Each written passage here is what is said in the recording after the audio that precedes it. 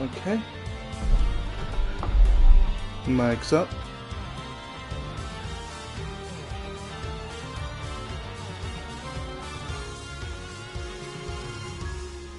Checking. There it is.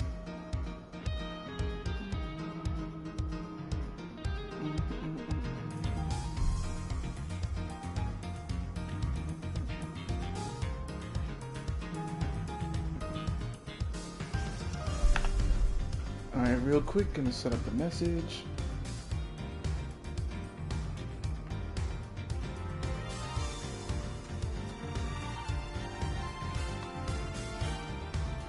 Seeing if it worked. Alrighty.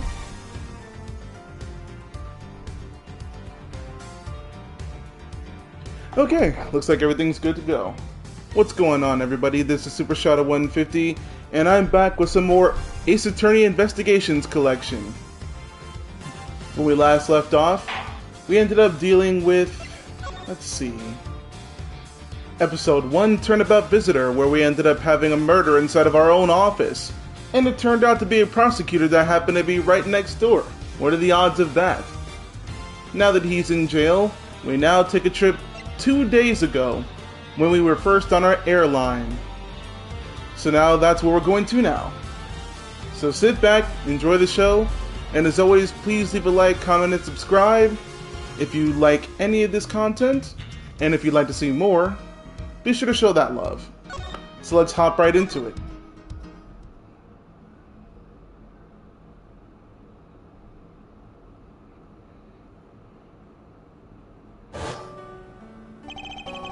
The murder that occurred in my office.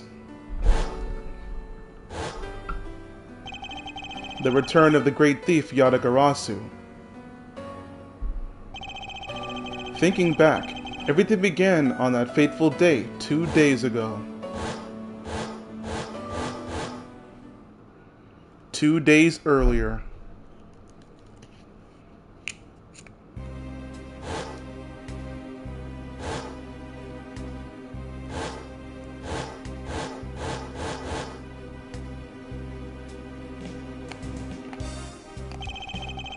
Yes, everything began high up in the air, 9,000 feet in the air, to be precise. Thank you for flying GoU Airlines. We are currently experiencing some slight turbulence. We are asking all passengers to please return to their seats and fasten their seatbelts.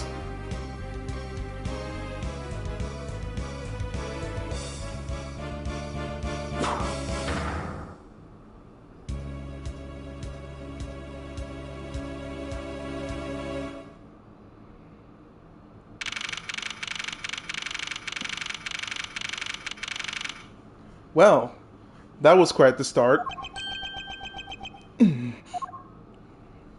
Looks like I was knocked out.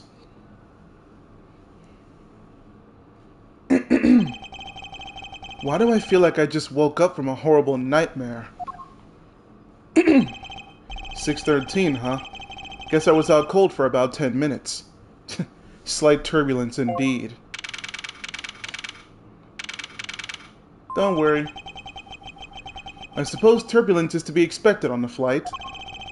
Though, admittedly, I'm less than comfortable with anything resembling earthquakes. Huh? What's this? A travel wallet? But it's not mine. How did someone else's travel wallet wind up in my pocket? Ugh, my head. Why won't this headache go away? I'll take care of this travel wallet later, or hand it off to an attendant. Ugh. From earthquake-like turbulence to an elevator.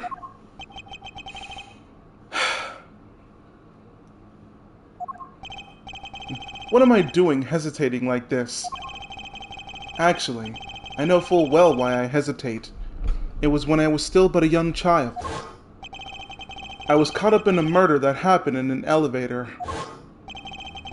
But how long am I going to let my past haunt me? It's just an elevator. I'm a grown man now. I need to behave like one.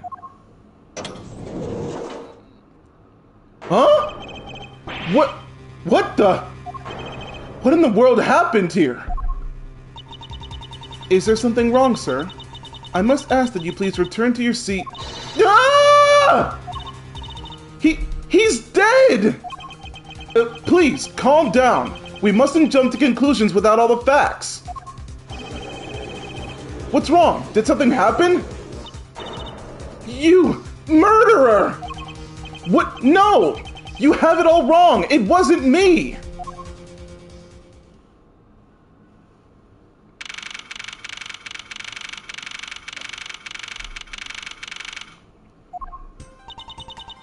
Everyone, I'm sorry to interrupt, but I have an important announcement. I am one of your flight attendants today, Rhoda Teniro. Unfortunately, we've just had a minor accident on this flight. An accident? Don't treat this like we're stupid. I caught a glimpse and it was a murder! What? Murder? What's going on with this flight? Everyone, please calm down. There's no reason to panic. This flight will stay on course and make its scheduled landing. We are still currently in the middle of a rough patch of turbulence. So until we are out of this area of turbulence, I ask that you please remain seated. But someone was killed, right? I mean, what about the killer? Let me off! Please, there's no need to feel threatened. We have already apprehended the suspect. Oh, great. I ask that everyone please remain calm. What the heck is he talking about? Why should we remain calm? My name is Miles Edgeworth. I'm a prosecutor, and I assure you that I am not the killer. Ha! Being a prosecutor doesn't make you incapable of murder, buddy.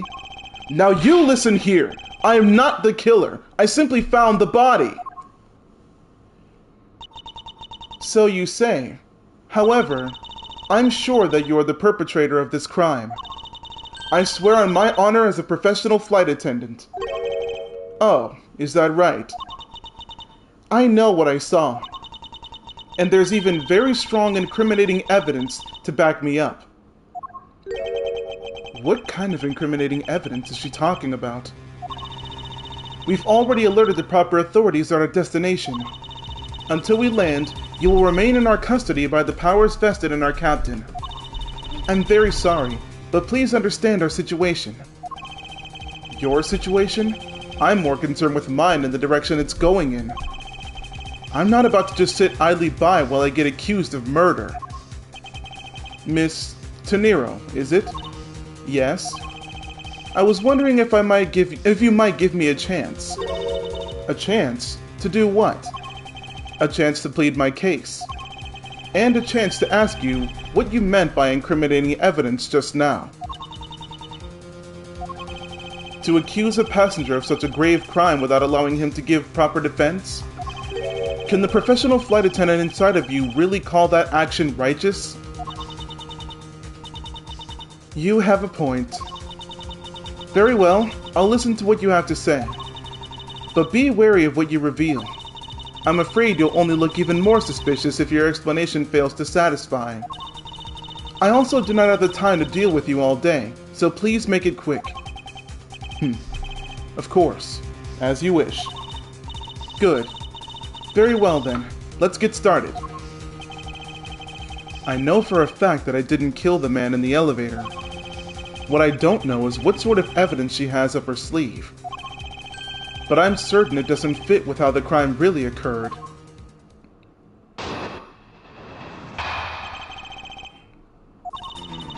I swear to tell the whole truth as a professional flight attendant. Unfortunately for you, Mr. Edgeworth, I'm certain you are the killer. The scene I saw in front of the elevator? It was you, standing there, with fresh blood dripping off the murder weapon. So if you would please cooperate, we'll turn you over just as soon as we land. That's it? That's her evidence? I don't think you could ask for a more perfect witness testimony. Wouldn't you agree, Mr. Edgeworth? Not really. It's hardly perfect when there's a gaping hole in it.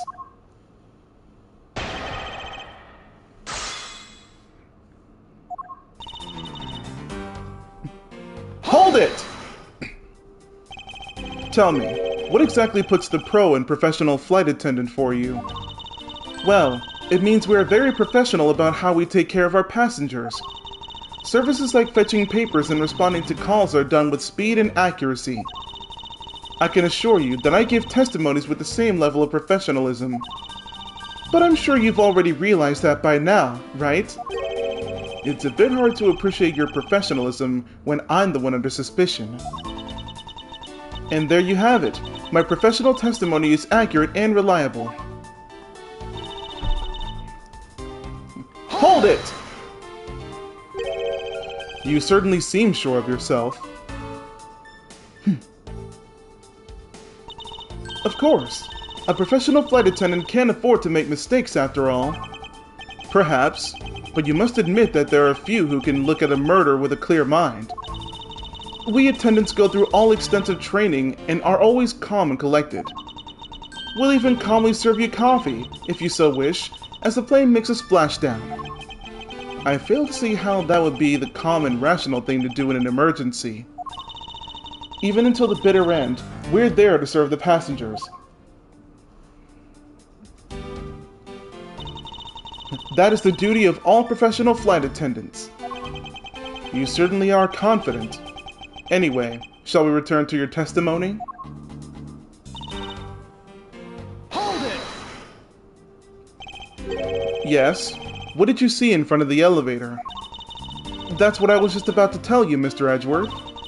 Framed by the elevator doors and bathed in the light coming from within, it was you, standing there with fresh blood dripping off the murder weapon. Hold it! The murder weapon dripping with blood? Really now? I swear that was the grisly scene I saw before me.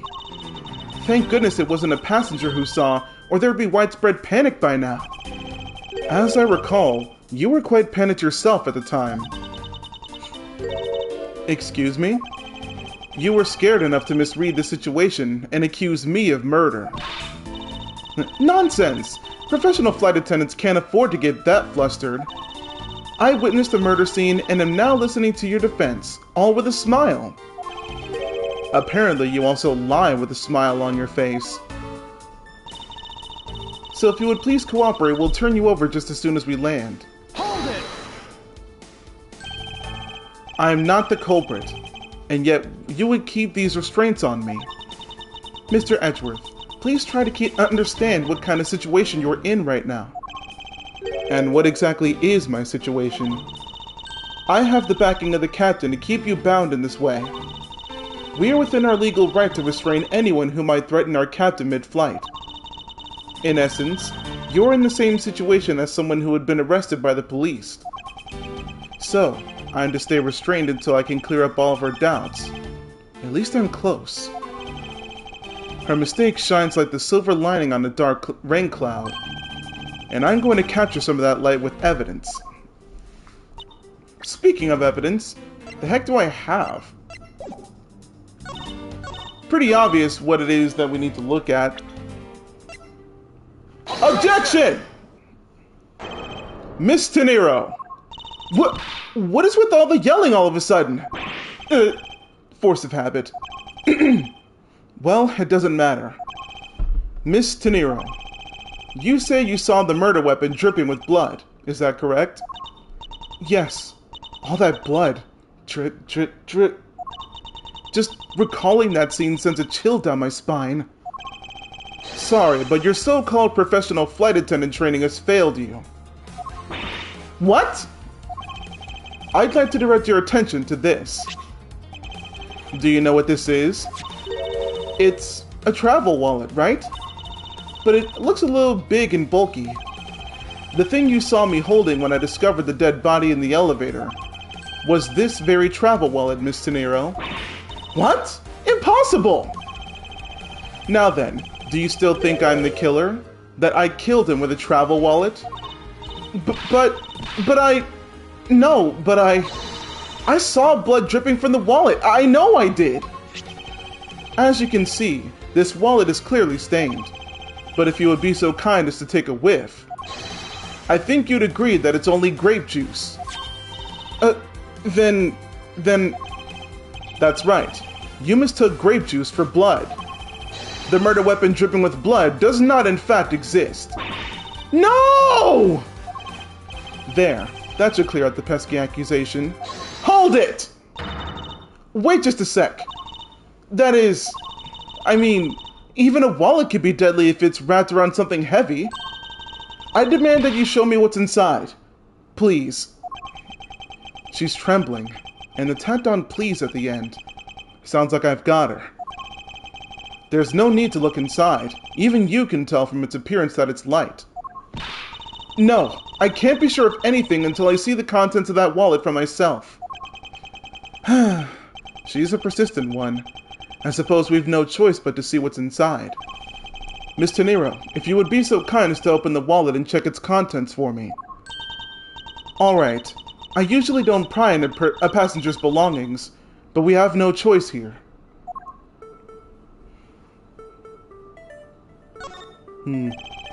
Grape juice stains the outer cover.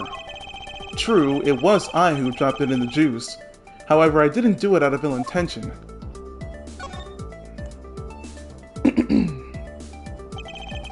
It seems that this passport's all that's in here.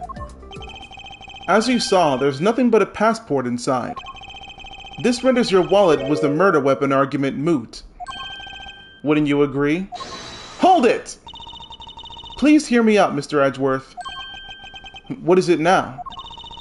Well, I was wondering, whose passport is it exactly? Can I take a look? Why not? I'm rather curious myself. This is... just as I thought. This travel wallet belonged to Mr. Agby Hicks, which makes it the victim's property. You stole the victim's wallet, didn't you? What? How dare you? You said it yourself. You claimed to be holding this wallet in your hands when I found you.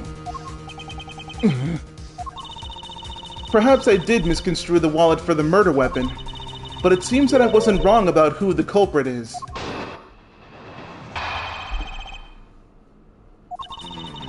As you claimed, the murder weapon is not the travel wallet. However, it is something you stole from Mr. Hicks after you were done with the vile deed. I find it hard to believe myself, but your motive was very simple. You were out to steal Mr. Hicks' money, weren't you? So even though I didn't have the murder weapon on me, you still suspect me, I see. You stood up at the crime scene with the very victim's wallet in your hands. How can I turn a blind eye and not suspect you of foul play?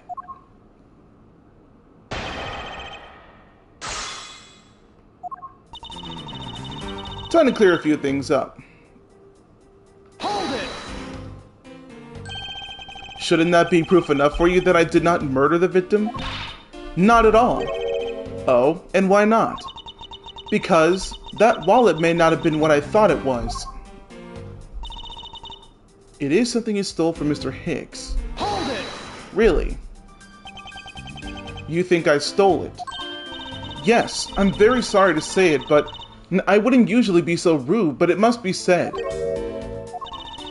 I never thought I'd see the day, but here I am calling a passenger a thief. Maybe I should put on a more serious face and say it more directly. I believe you removed the wallet from the victim's personage. It really doesn't matter how you phrase it. What I'd like to know is why you think I stole Mr. Hicks' wallet.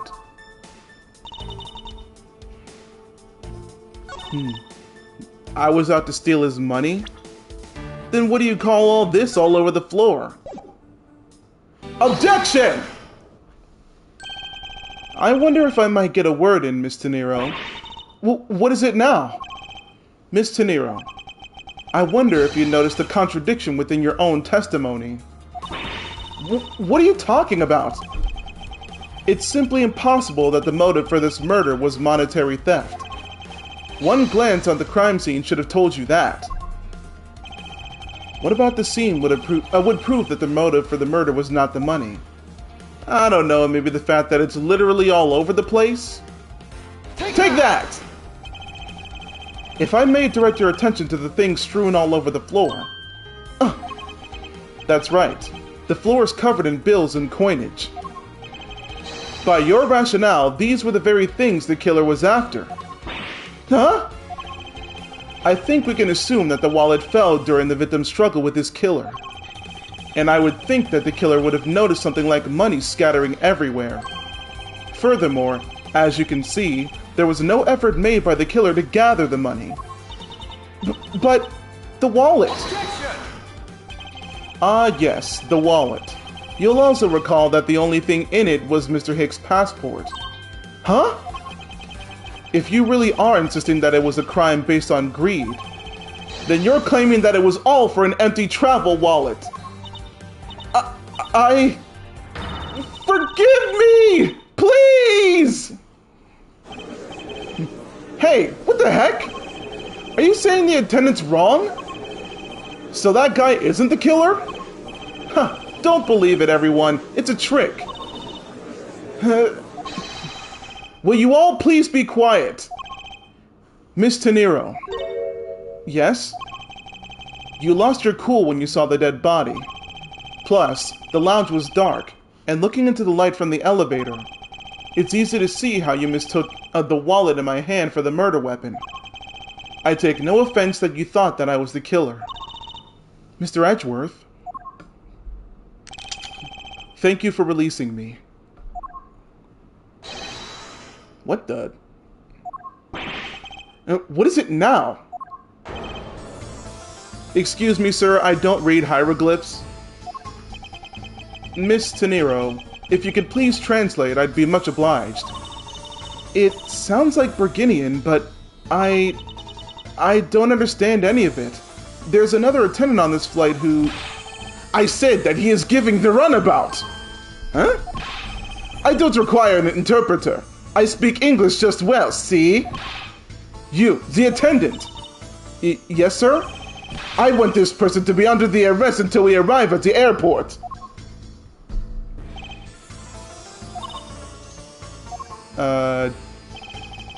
I'm sorry, sir, but what exactly are you hoping for? What is it you want? I'm finished talking to the likes of you. Please, I would like to hear why you would like me to be held under arrest until we land. You! How dare you try to waste my time! You're the one who stuck your nose into my affairs! I wanted to spend at least one more second with my precious art. I have no time for other things. I know what you are. I see through you. Insolvent! Yes, I'm pretty sure that's how you say it in English. Well, I sure hope I'm not monetarily bankrupt, but I don't think that's what you meant. I'm sorry, but I didn't catch your name. I'm Zinc LeBlanc II. I am a very wealthy man in Burgundia. But I am not an ordinary rich man. I am an art dealer, a rich seller of beauty. Mr. LeBlanc, what did you mean just now? Pardon? When you said that Mr. Edgeworth was giving me the runabout?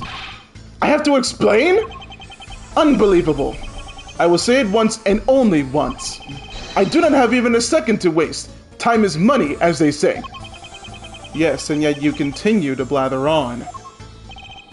I saw it. Yes, I did. I saw the victim go onto the elevator, going down to the lounge. It was at exactly 6 o'clock.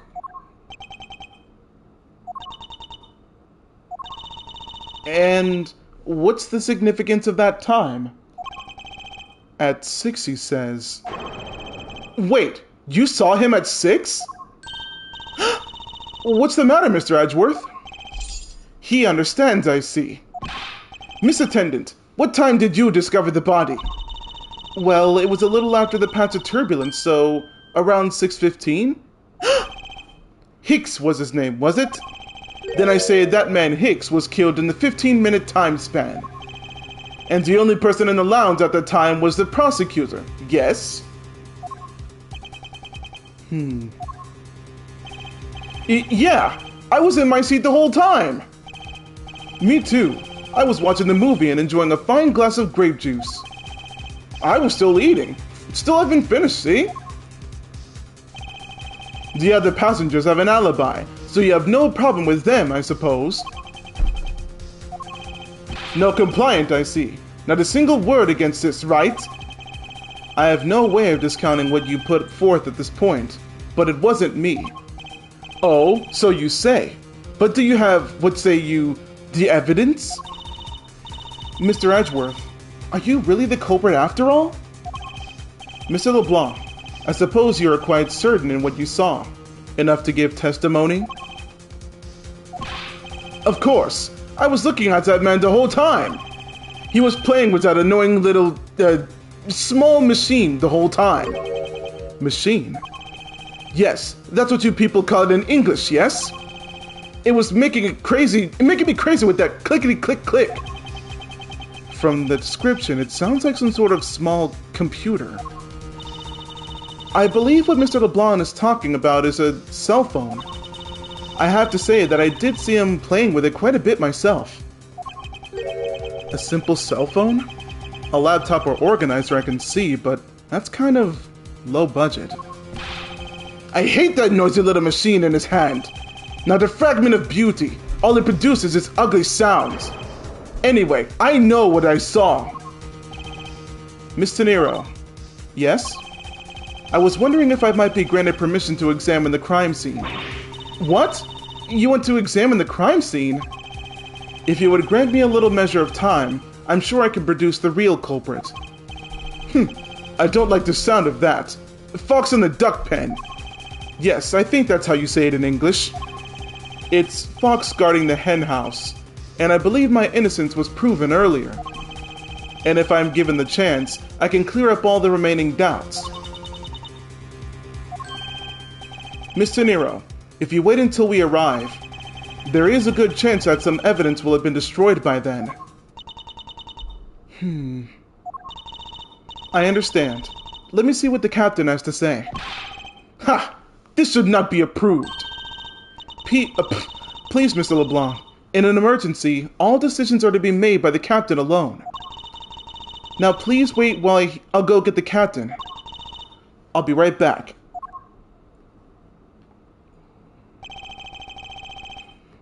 You are not planning to erase evidence while you are doing your investigation, yes? Of course not. Ha! We will see. Oh, there she is. Mr. Edgeworth, you have the captain's permission to investigate the crime scene. What? Unbelievable! I am in your debt, Mr. Nero. However, there is one condition. I'm to supervise you. Can you agree to that? Of course. I see no problem with that stipulation. It's only natural as I'm still a suspect in this case. I take full responsibility and will watch over Mr. Edgeworth's every move. I hope this reassurance is enough that'll be no foul play. Now then, Mr. Edgeworth, shall we proceed? If you should need my help with anything, please feel free to talk to me with Triangle. It's time to head to the scene of the crime, the first floor lounge. Got it. Let's move. But first, what about this captain's permission? Miss Tenero, I'd like to ask you about investigating the lounge. As long as you have the captain's permission, I can't stop you from looking around. If you could pass a message along, tell him that I'm grateful for his spirit of cooperation. I will. However, please realize that you are still under suspicion. To be honest, I still have my doubts about you. Of course, and I take no offense. Do you really understand what I'm saying? Yes, verily. Do you pinky swear you do, on your honor as a professional prosecutor? I pinky swear I do, on my honor as a professional prosecutor. Well, I guess that settles it. I feel like my honor as a man is slowly diminishing. Well, thanks for the chat.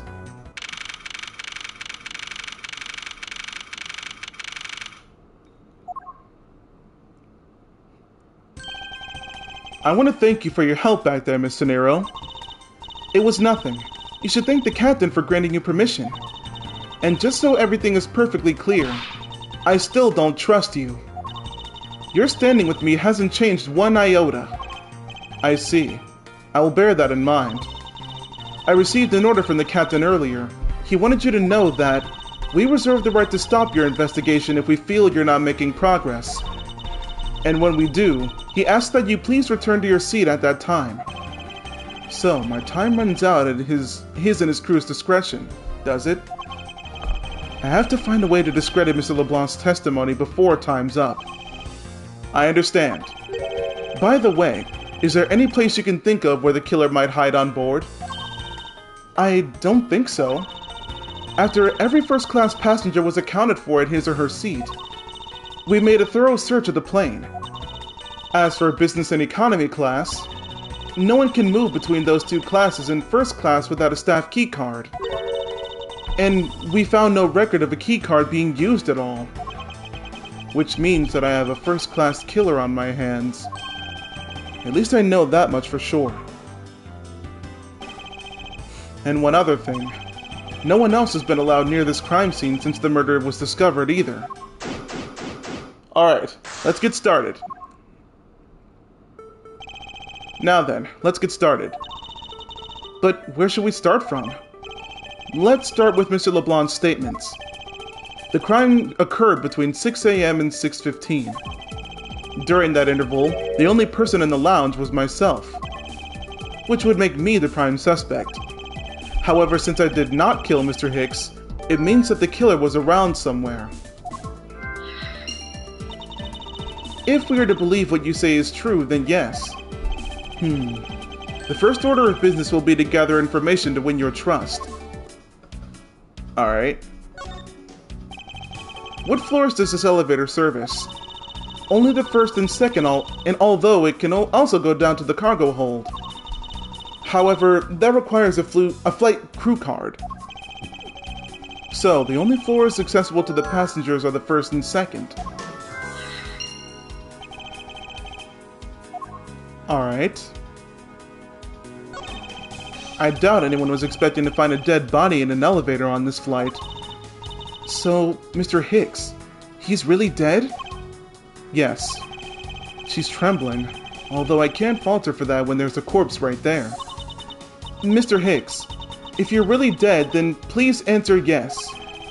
I see she's over the trembling now, although a new symptom seems to have appeared. Anyway, I should focus on the victim's body. Let's see. There's blood on the back of his head. Could this be the cause of death? He appears to have been struck very hard. Even his glasses are broken. What was this? I wonder what was hanging off this lanyard. Something missing from this picture. Now, if I could just put my finger on it. What's this? What is this sinister-looking figure on the floor? Oh, that's a piggy bank of our company mascot, Captain Hugo. It's just one of many pieces of merchandise we sell in our in-flight shop. This bank is a limited edition, so it's so popular that we're down to our last one. You have an in-flight shop? Yes, it's just beyond the lounge to the right. The shutter to the store is closed at the moment, but it was open the whole flight up until Mr. Hicks' body was discovered. There's blood on here. Could this have been the murder weapon? What about the money? Money strewn all over the floor of the elevator. I would guess it was all in Mr. Hicks' wallet at some point. Well, that's easy to figure out. I think that's everything we've seen in this elevator. Oh wait! There's no grape juice residue on the soles of his shoes, making it highly unlikely that Mr. Hicks entered this elevator after the turbulence. Yeah.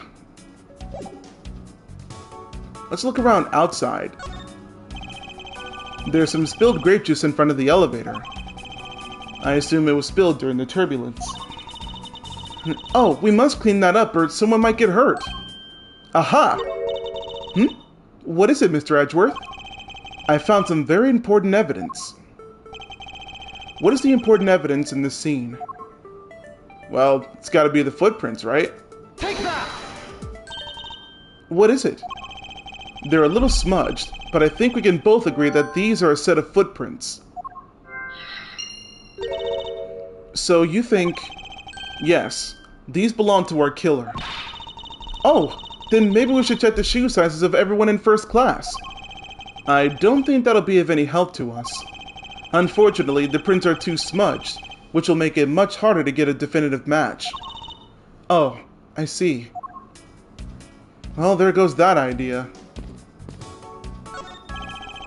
Glasses and candles thrown into disarray by the turbulence. It's been a while since I've seen this big of a mess. It's terribly embarrassing, but I thought it was an earthquake for a second. And I frantically started searching for gas valves to shut off.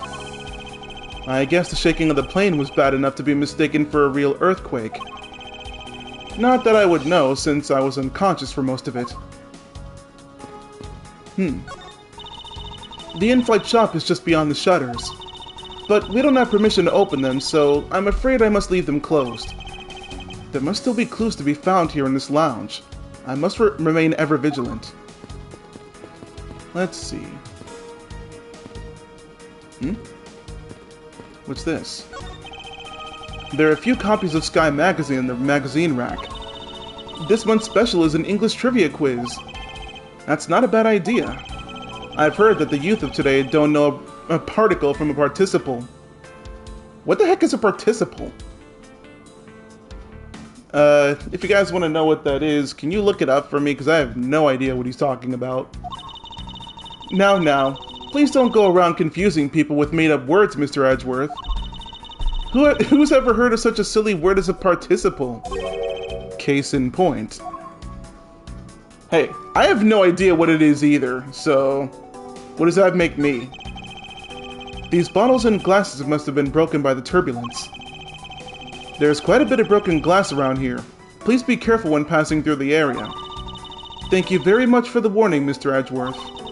However, no matter how kind you are towards me, know that it does not clear up any suspicions I have about you. What? I wasn't warning you for the sake of clearing my name. Oh? This door leads to the flight attendant's room. But please understand that it's off limits to unauthorized personnel.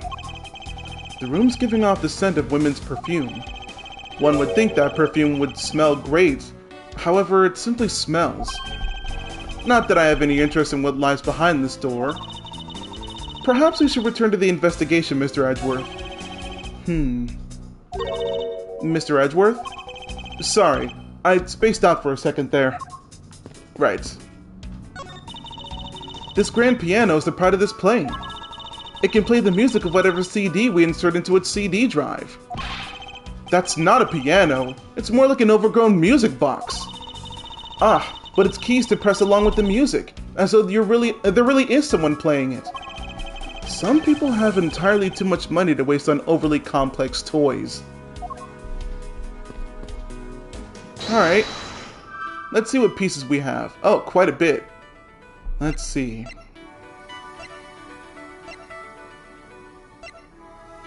Where was the killer? I get it. Or maybe not. That was a mistake on my part. Maybe I jumped something.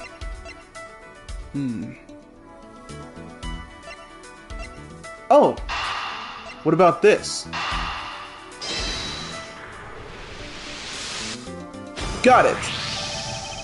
A statue with blood on it lying next to the body of a man who was beaten to death. Oh! Mr. Edgeworth, I think I figured something out. Yes? What is it? The way the blood is on this, it looks like it matches up with the wound on his head. Well, aren't we deserving of the Master of Obvious title? Well, what do you think, Mr. Edgeworth? Don't you think that's worth investigating? It would appear that this figurine is our murder weapon. Oh, I just knew it! I mean, I can't think of any other connection. Perhaps the Master of Oblivious would be more befitting. Okay.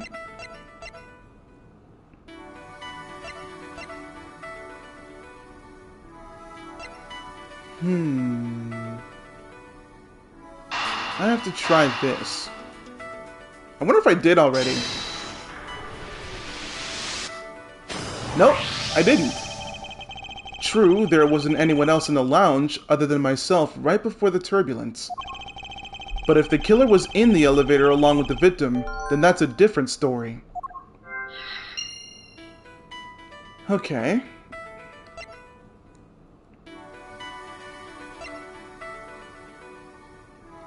Oh! It's starting to come together. I have it! I'm sorry, but I don't understand, Mr. Edgeworth. I can prove that someone other than myself was here around the time of the murder. What? Really? Yes. It's rather simple, actually. The proof is in the pudding. Or rather, the grape juice in this case. These footsteps here confess to me this very fact. That someone exited the elevator alive. Seeing as how the victim is dead, that would mean a second person. But couldn't the footprints be from Mr. Hicks himself? Ah, but if you take a look at our victim's shoes, you can see the soles are spotless. Which means Mr. Hicks wasn't alone in the elevator. In fact, it's quite the opposite. There was actually one other person inside the elevator. I better update that.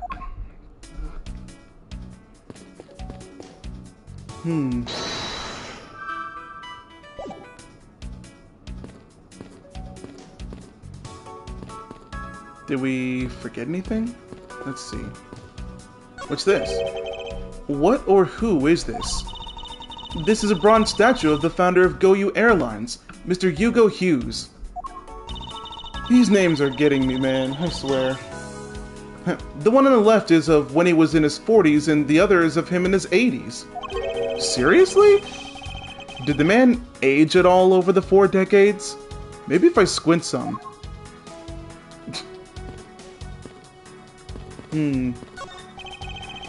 These counter windows offer a glimpse of the sky, but these clouds, they tell me nothing. Mr. Edgeworth, you look like you're talking to the clouds. Is that so? Then tell me, what do you suppose I said to them? I don't know, but it looks like a rather one-sided conversation. The clouds, they tell me nothing. Well.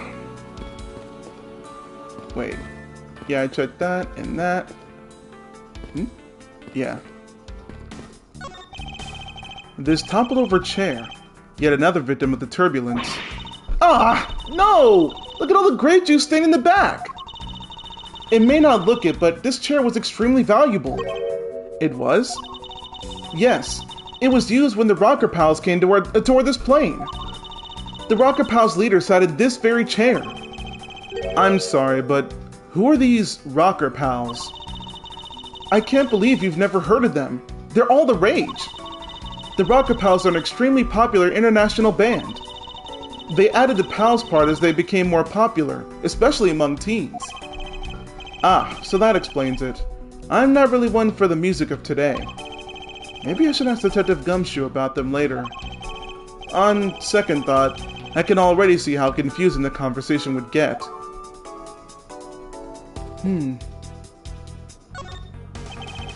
Maybe there's something else I didn't check. Hold on, what's this? There's something sticking out of his pocket. Hope he won't mind if I take a look at what's inside. It's a picture. It looks like it was taken inside a building somewhere. Useful.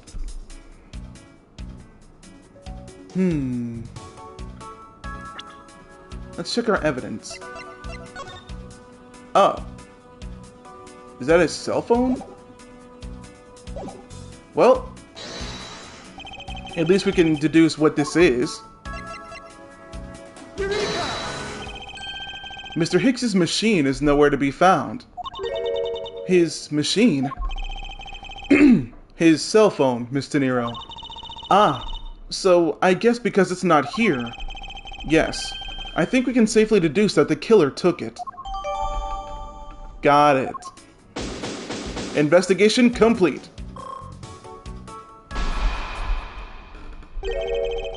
What's going on over there? Still can't read hieroglyphs.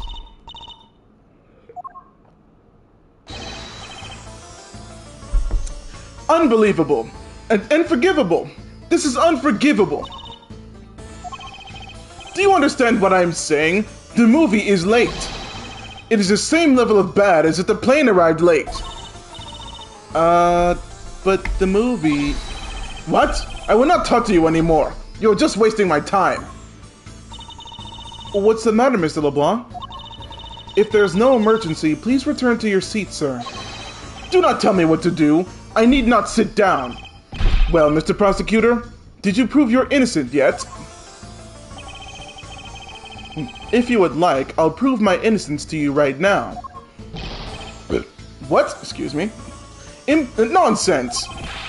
Are you saying my eyewitness testimony is mistaken? Not mistaken, merely that there is room for doubt. I'd be most honored if you could please tell me what you saw in more detail. Fine, suit yourself.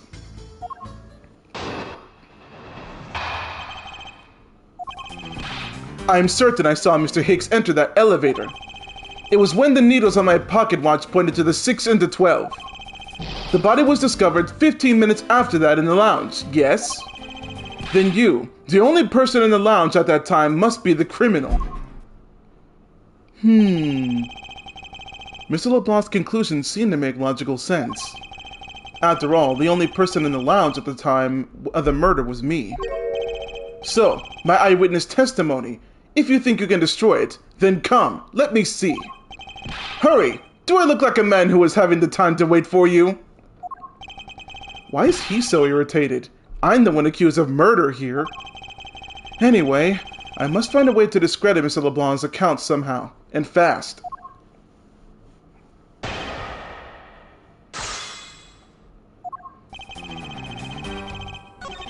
Oops, sorry. Hold it! Mr. LeBlanc, were you able to get a good look at the inside of the elevator at the time? Of course, I saw what was inside. And you're sure that the victim was in the elevator alone? Yes, the only person inside was that of Mr. Hicks, man. This last outburst is a bit too important to let go. The only person inside was that Mr. Hicks man. Are you sure about that, mate? Objection! Mr. LeBlanc, what is it? There's a very glaring contradiction in your testimony. What do you mean? Please take a look at the area in front of the elevator. There, at the spilled grape juice. Yes, and? Will you admit you also spilled it with the blood? No, it spilled itself during the turbulence. But the interesting thing here is the set of grape juice footprints. Footprints? Yes, the ones that lead from within the elevator out into the lounge itself. It's evidence that proves that someone other than Mr. Hicks exited the elevator alive. Ugh! There must have been another person in the elevator with Mr. Hicks. Now then, I'm done playing games. Why don't you tell us the truth? Still can't read hieroglyphs. Can you please translate for us? No way, that's totally impossible, I guess is what he said. No way, that is totally impossible. I know there are no other person in there. I saw him with my own eyes. If you want to know what I think, Mr. Edgeworth, I don't think Mr. LeBlanc is lying to us. I suppose she's right. He doesn't seem to be lying. But then, what does it mean? What about this contradiction? Mr. LeBlanc, please, just once more, will you recall the details of what you witnessed for me?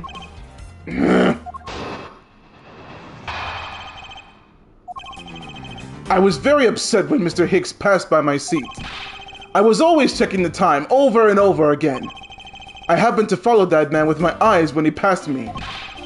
And I saw clearly into the elevator he was entering. But I swear, there was no one else inside. No one.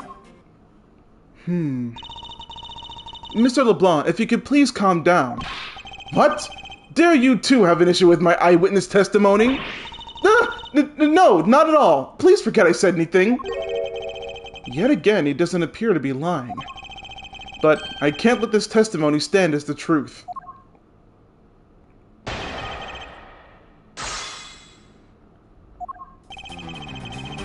You were very upset when he passed your seat. Hold it! So, are you still upset now? I am always upset! The only time I am not is when I have a piece of art in my hands. It's surprisingly easy to believe that about him. But I was even more upset when Mr. Hicks walked by me. You were always checking the time. Why were you so attentive to the time? Because something unforgivable was happening. Come to think of it, you were yelling about something unforgivable earlier. And I was giving a complaint to the attendant about the movie starting time. Return back to me my time. In money. You understand the point. Movie? Is he talking about the in-flight one that's mentioned in the magazine? Oh yeah. A summary of the plot and its start time. Interesting. They were supposed to show License to Love, Laugh, Maim, and Murder. I cannot see that movie in my country. You can only see it on international flights. I looked forward greatly to that movie. I checked my pocket watch whenever possible so I would not miss it. I even set my pocket watch to the destination time when I came on board. So my watch is not wrong. It matched the schedule.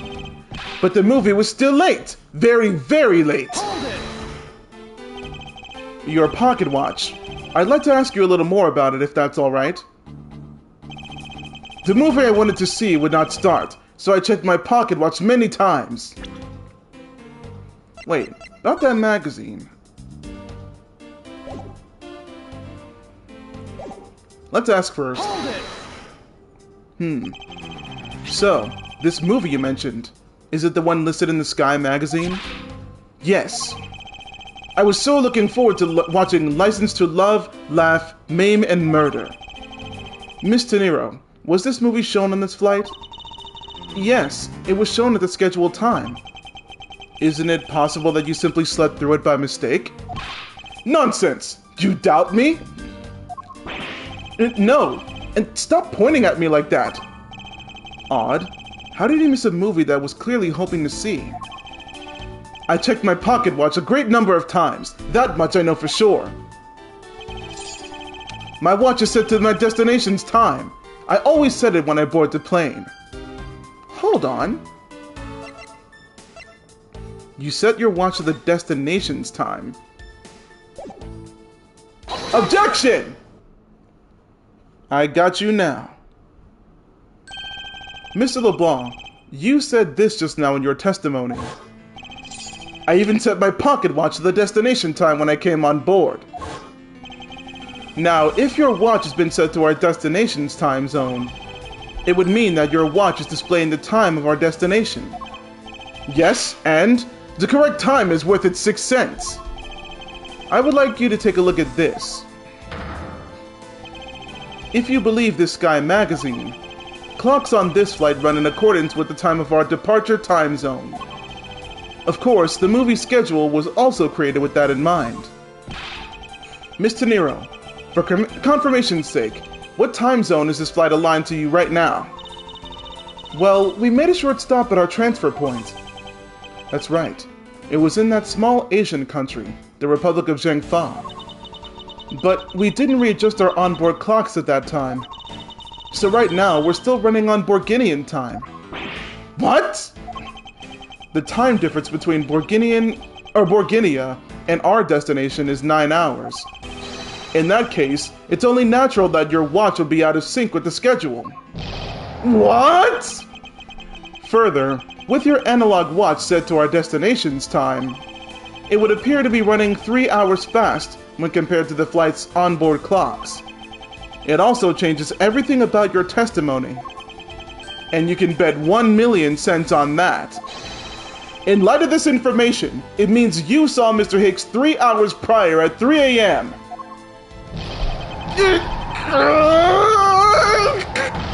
My 1,000,000 cents! This should clear up all the remaining accusations.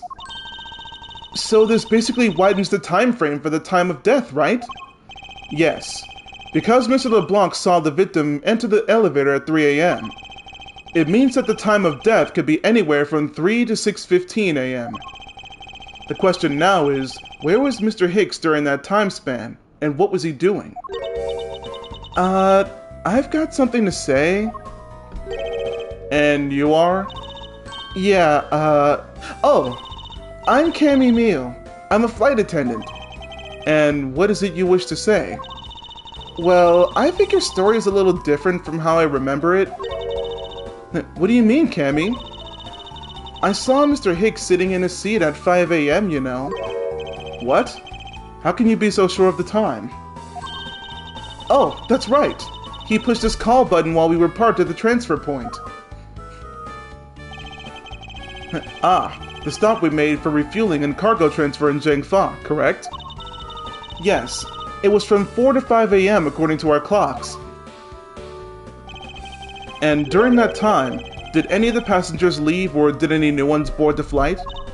No, not a single person got off or on in Zhengfa. What about the flight crew? The few who were handling the cargo transfer might have temporarily gotten on or off, but eventually everyone, including Cammy and myself, came back on the plane. So basically, I can assume that no one left or got on since our initial takeoff. Interesting. I should keep that in mind. Yeah, and I answered his call. I can tell you Mr. Ackley Hicks was there in his seat when we took off again at 5 a.m. Alright, then that puts the time of the murder between 5 and 6:15 a.m. Okay, now, what time did you come down to the lounge, Mr. Edgeworth? I remember coming down here at almost as soon as we left the Republic of Zhengfa. Oh! You were here the whole time from 5, yes? Then you're the only one who could be the killer. Mr. Edgeworth, were you really here in this lounge the entire time from 5 a.m. onwards? Unfortunately, yes. But then, how do we explain the footprints? Is it not obvious? This man waited for Mr. Hicks here in this lounge, waited to kill him, and then he put the corpse into the elevator. That is when the turbulence happened. My eyewitness testimony may have been mistaken, but what time I saw Mr. Hicks enter the elevator on the second floor does not matter, because the entire incident concluded here in this lounge. Everything happened here in this lounge? Is that what you really believe, Mr. LeBlanc? What? Do you have another idea?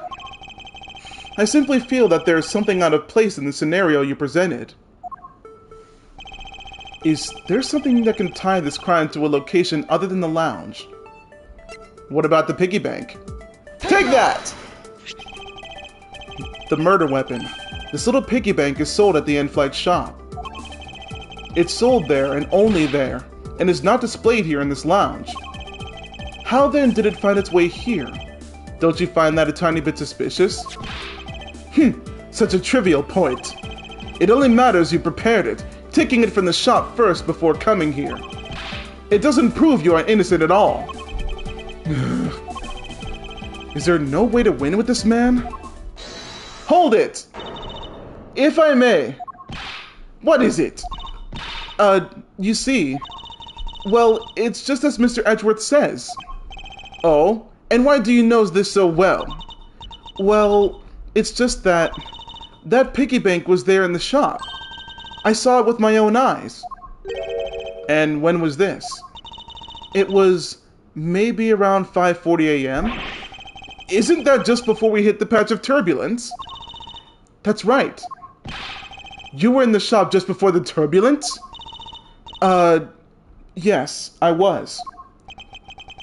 Come to think of it, Mr. Nero, when I found the body, I believe you came out of that door. Yes, I did. And what is beyond that door? That's the flight attendant's room. Then you were on the first floor? Yes. I had to do something at the shop in the in-flight attendant's room. So I went to the shop first, and then to the flight attendant's room. Are you saying you passed me by at some point? Yes, You seemed really into the issue of Sky magazine you were reading at the time. I don't suppose you noticed me walking by. I vaguely recall someone walking by, but I didn't take notice of who it was. Anyway, the piggy bank was definitely there at the shop when I went there. Why did you go to the shop in the first place? I went there for a work-related matter. Work, you say? Yes. The upkeep of the shop is also one of my responsibilities. Why did you not say anything about it until now is what I want to know. In any case, I believe it's clear that the shop needs to be investigated as well. Shall we head over then? Hold it! What is it now? Aren't you forgetting something, Miss Rhoda? Don't you need the captain's permission to check the shop? No, I haven't forgotten. But I've already asked him for permission to search the entire plane. So I think we're all right. Huh? That's weird. What is? Well, I just talked to the captain, see? And he said that he didn't give you permission to do anything like that at all. What? What's the meaning of this, Miss Teniro? It means she's lying. Go on, admit that you are. You said you had permission to search all over, but you don't. And yet, here you are. You, flight attendant! What are you trying to do? Pull this sheep over us? The captain's calling for you, Miss Rhoda. Oh, but don't worry. I already got permission to search the shop from the captain. See, unlike you, I do things the right way. Miss Teniro, why would you do such a thing? Please excuse me. Looks like I get to be in charge now. Please go back to your seat, Mr. LeBlanc. Now then, Mr. Edgeworth, if you would follow me, I'll be your guide from now on. There's something about Miss Teniro that's piqued my curiosity. But right now, investigating the shop is my top priority. Right.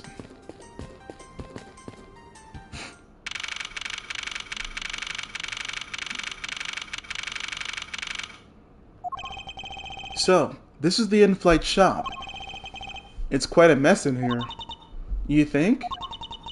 Guess I'll have to clean things up. Hold on! You can't clean up a potential crime scene. Oh, thank goodness. I hate cleaning so much. I mustn't rush things here. I must remain cool, calm, and collected.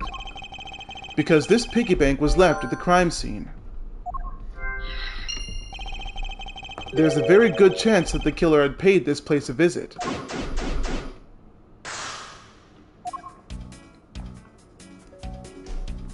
Alrighty then. Let's get to work investigating this place.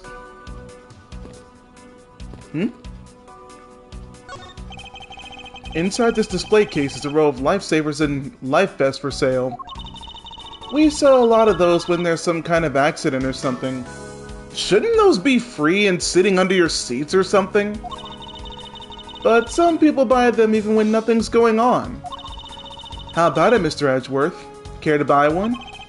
I sense that this shop is one shopper away from being sued. Yeah, I think so. What's this? Stuffed toys, just like the one Miss Meal is holding, are on display here.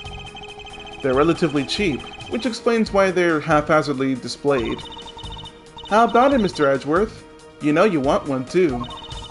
They're great for when you're stressed. Why do I envision stuffed animal abuse when she says that? Don't know. The glass from the display case's door is shattered all over the floor. And it looks like there's something on display inside either. Or nothing on display inside either. Wait. Actually, I think there is something. What's this? A mini captain's hat?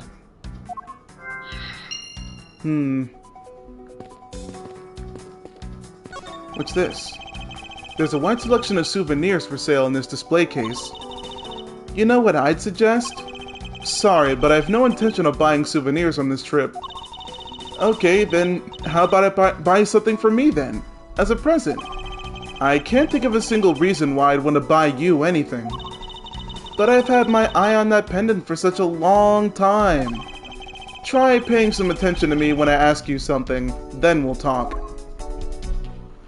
What about these weirdly colored suitcases? What are these? Oh, those are our company's completely original line of suitcases. They're practically flying out the door. That's how popular they are. You should buy one and see how you like it.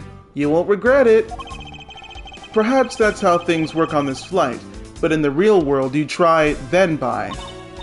No way, but either way, it doesn't really matter. True. Either way, why would anyone buy a suitcase after they've boarded the plane? Anyway, see that? Just look at all the Captain Yugo heads painted on there. Cute company mascot, isn't he? They're painted on with a lot of care. Doesn't he look like he's about to jump out at you? It's certainly making something jumping inside my stomach. Huh? Oh, I guess there's no fooling your refined taste. You look like you really wanted to get one. And I thought I was going to finally make my first sale, but you saw right through it. Glad that's done, though. Never make me try to give you a sales pitch ever again, okay? But I never showed interest in it to begin with. It really is pretty horrible, isn't it? You want to know something? This suitcase was designed by Miss Rhoda. Miss Tenero designed this? Yeah. It was a company-wide contest.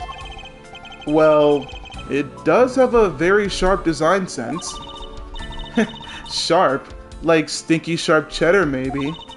I really have no idea why the bigwigs decided to go with it. It's so bleh. Miss Tenero designed this, did she? It's definitely not what I would have expected. Whoa, what the heck? You okay?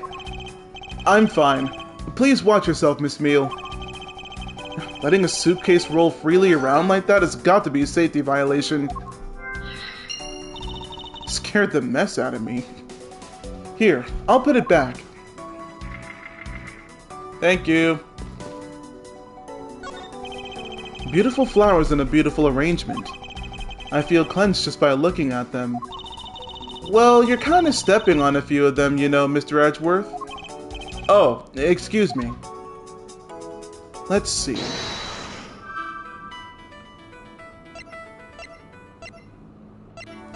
Oh.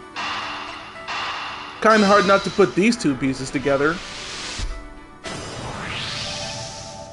The hat probably used on the it used to be on the piggy bank's head. Let's give it a go and see. I believe this piggy bank was forcibly removed from this display case. Does this mean that the killer broke the glass to get at it? Well, if that's the case, wouldn't the glass be inside the case and not outside of it? Eh? Really? Don't tell me you don't know what things go where in this shop. Well, I don't. Miss Rhoda's in charge of this place. So come on, how should I know anything? I sense that further inspection of the display case is needed. Yeah.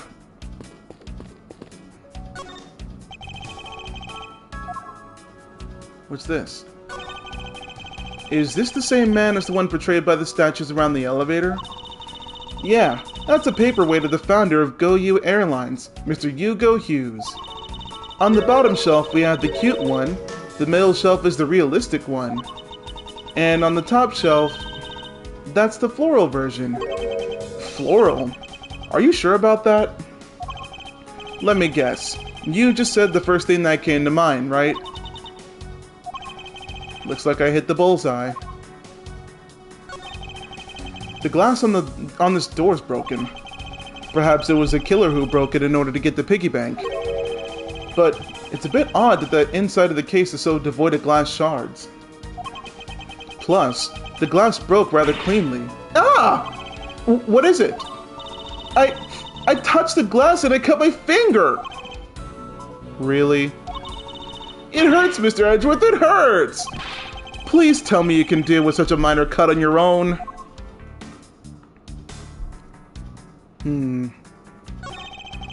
GoU Airlines related books line the shelf. The history of GoU Airlines, the future of GoU Airlines, the 7 wonders of GoU, Fight on GoU Airlines, working name Yugo Airlines, You Go You. The titles make it very clear that they won't be making the top sellers list anytime soon. Yeah, no, I don't see that at all. But there's also something weird about this, isn't there?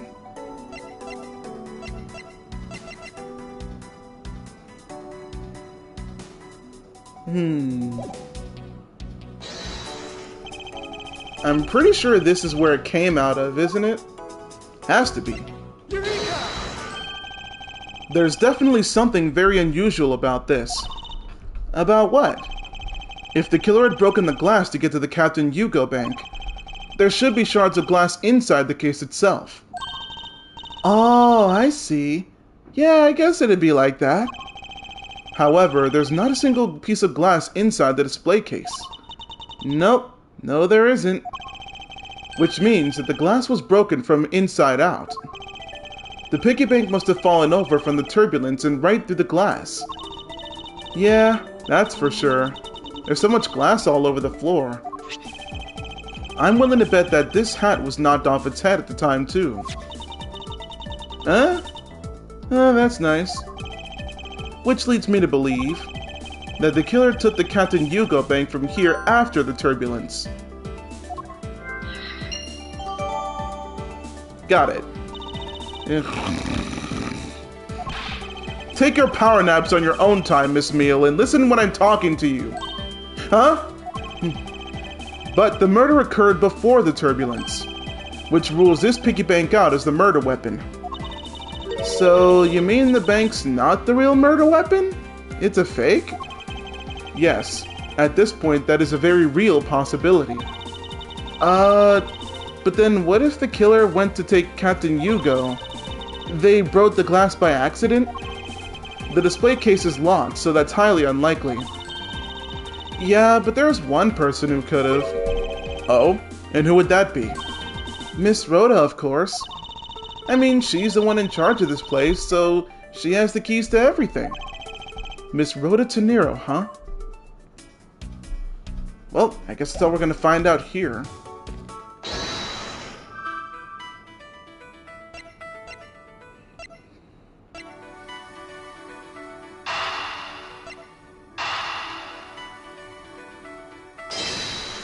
Pretty sure this is how this happened. Yes, there's definitely something wrong here. Huh? What's with the sudden yelling? Tell me, Miss Meal, don't you think there's something strange about these suitcases? Oh, well, sure. They totally ooze strange. Like the color and the such.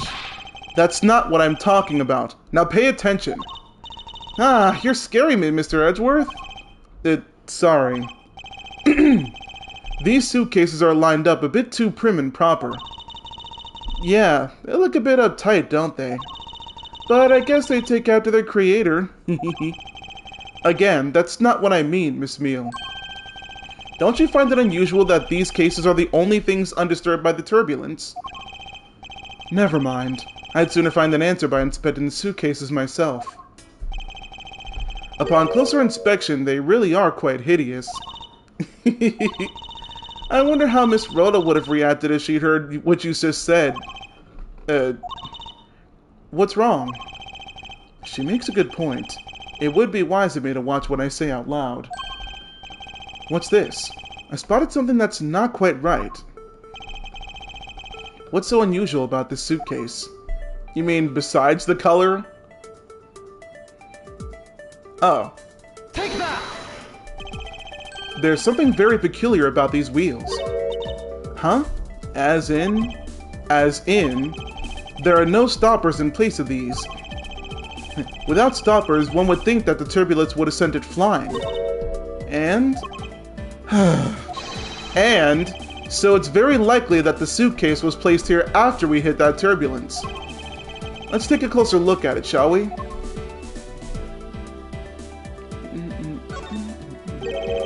What's this? The wheel's completely covered in something. The color and the scent. It appears the substance in question is grape juice. But why would there be juice on the wheel of a suitcase? Oh, here we go. It would appear to be unlocked. Let's take a closer look at what's inside. Ugh. A piece of cloth. And it's soaked with blood. Ah! It's blood! It appears that this suitcase is very strongly tied to our murder after all. Cool. So, explain this to me. What does the suitcase have to do with the murder? I believe it's pretty safe to say that the killer used this suitcase in some manner. Such as to move something, perhaps? But aren't you just talking about the cloth, then? That alone is too small. A larger item would need to be moved when... wait. A larger item would be needed to move what I'm thinking of. The thing I believe the killer used this suitcase to transport is... Ain't no way. Seriously? Take that! Something that would fit inside a suitcase that's also covered in blood. I really don't think that's possible, but maybe he's a very skinny man, so... Sounds like a dead body, doesn't it? Yeah, a dead body can just fit in a suitcase. Especially that size, right? Can I fit in that? No, I doubt that. But... in light of this, I'd say that Mr. Hicks was moved into the elevator from someplace else. Which means that the murder was committed in an entirely different location.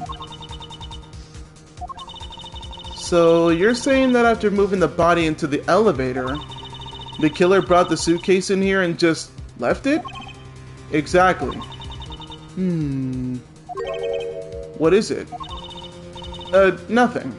Just that... I was thinking about what Miss Rhoda said about coming here for something. Excuse me, Mr. Edgeworth? Oh, speaking of... I wanted to give you a bit more time, but I'm afraid I wasn't able to convince the captain. I'm very sorry, Mr. Edgeworth, but the captain feels that he has allowed you ample time. He says that he'd appreciate it if you would wrap it up here and return to your seat. I understand his sentiments. However, if I'm not allowed to complete my investigation, the crime scene may become contaminated by the time we land. If I must stop, then I insist I be allowed to oversee the preservation of the two sites. Under your supervision, of course. If that's your only condition, then I believe we can accommodate your wishes. I'm here to assist you in any way that I can, Mr. Edgeworth. Sounds like fun. We can camp out and watch over everything together.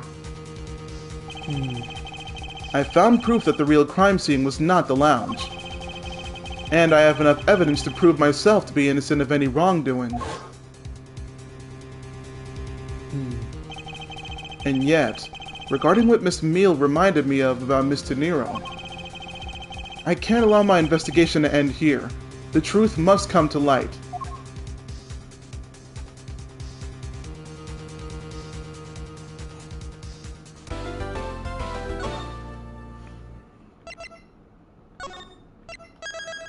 If you guys are interested in letting me know, please let me know if my sound and the quality of the video is okay.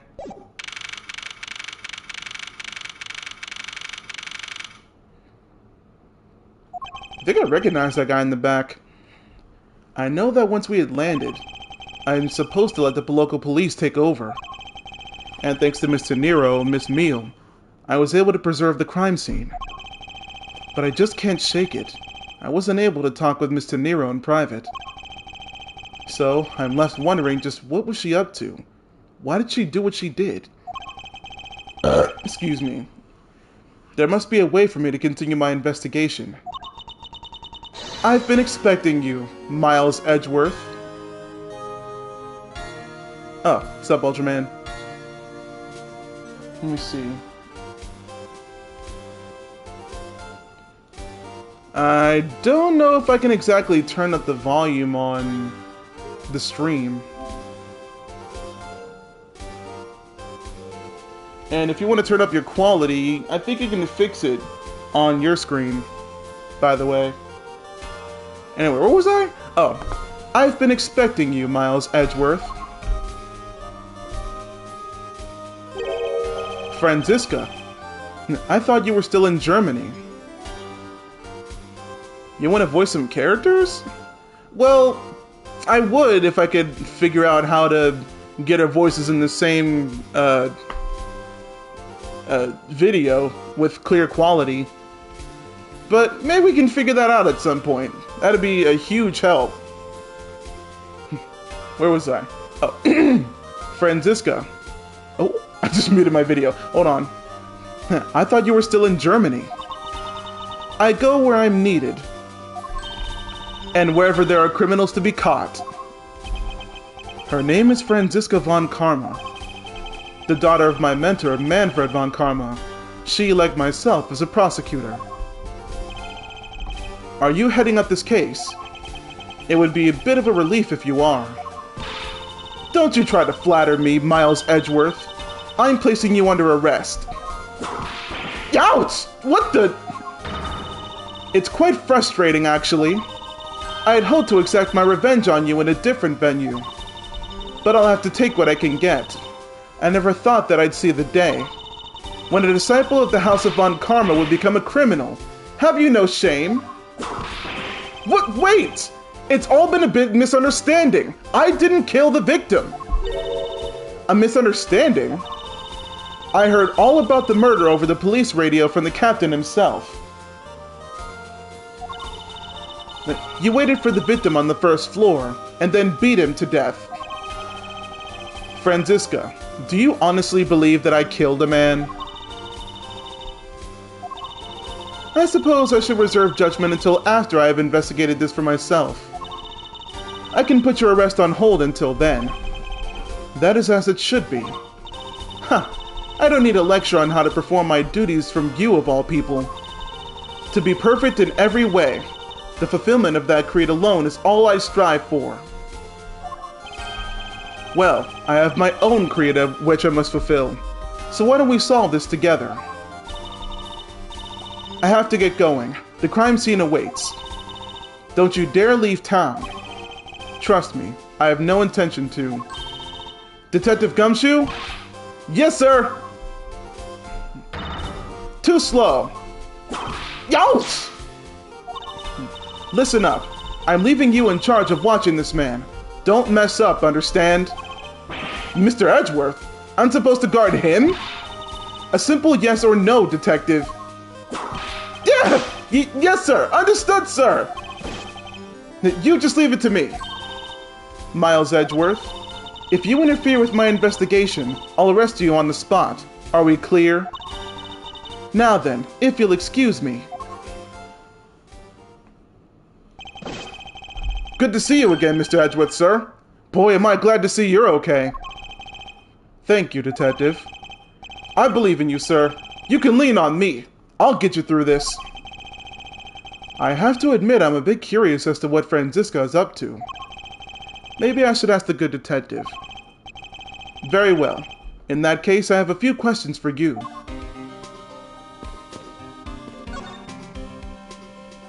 Okay. So, how's the initial investigation going? We just shipped the body off to the coroner's office. And we're taking statements now, sir. That sounds like Franziska. She was always good at quick responses to a case. I'd say she was a little too quick, sir. Oh, how so? I rushed on over as soon as I got word of the affair, sir. But somehow, when I got here, Miss Von Karma was already here barking out orders at everyone. It was kind of creepy, as though she knew there had been a murder or something, and had come in advance to await your flight's arrival. That is sort of odd. She did show up rather quickly, and out of the blue. Plus, I still don't know why she's here in America. There must be some backstory to all this. Miss Von Karma just kind of popped up out of the prosecutor's office about a week ago, sir. Something about chasing leads related to a certain incident. No details? It's kind of top secret, so she can't talk to me about it, even with me, sir. Knowing her, The only type of talking she likes to do is with her whip. Plus, I doubt the top secret part is what stopped her from talking to you, Detective. Although, I wonder if her case has anything to do with mine. Anyway, that's about all the info I've got, sir. We should find out more as we investigate. Yes, it's high time I resume my investigation. Starting with talking to the people involved in this case afresh. Pretty sure I recognize this guy. Looking from behind, I think I've seen this man somewhere before. In Soviet Russia, world flags lunchboxes eat you.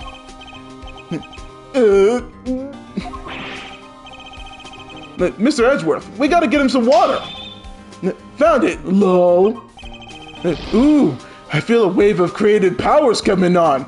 It's over 9,000! Lols. For my next lead movie, it's gonna be The Steel Samurai, Warrior of Neo Old Tokyo, versus the World Samurai Champion of Earth. It's gonna rock so many boxers. That tired me out. Good thing it was a false alarm, right, Mr. Edgeworth? So, the Steel Samurai is finally getting a movie. Completely ignoring me as usual, huh? What's up with you? This man was in first class with me. He was quite shaken up by the whole affair. I'd be pretty scared too if I got caught up in a murder investigation, sir. I did it. I made it the whole flight. I'm not scared of turbulence anymore. This life vest is proof I made it. It's now my prized possession. How could you just take that from the plane? It's okay, Mr. Edgeworth. It's got nothing to do with the murder, at least. What about this guy? Huh, Lunchland. Why does that sound familiar? Not bad. I guess it's gotten big enough to warrant its own branch shops. Ooh, I've always wanted to give the steak lunch a try. What should I go with? I recommend our airport special, World Flags lunchboxes, only available for a limited time. We have a wide variety of lunchboxes made up to look like different country flags. If you really want one that badly, Detective, why don't you go ahead and buy one? Is that okay, sir? Thanks. Alright, then I'm really gonna get one. Here I go. Excuse me, miss. I'll take a Star-Spangled Banner lunchbox, please. I hope he's aware that that's the most expensive one on the menu. Right, let's get back to the investigation.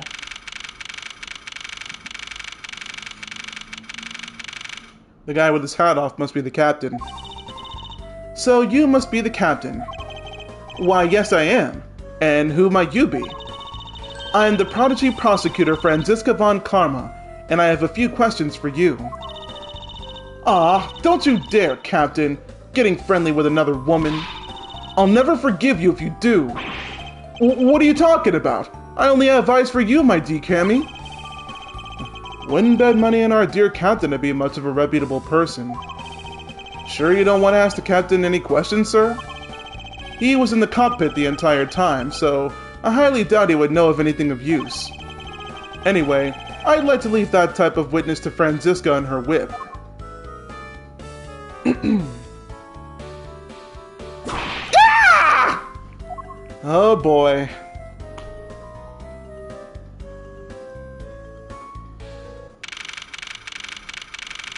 She drives a mean whip.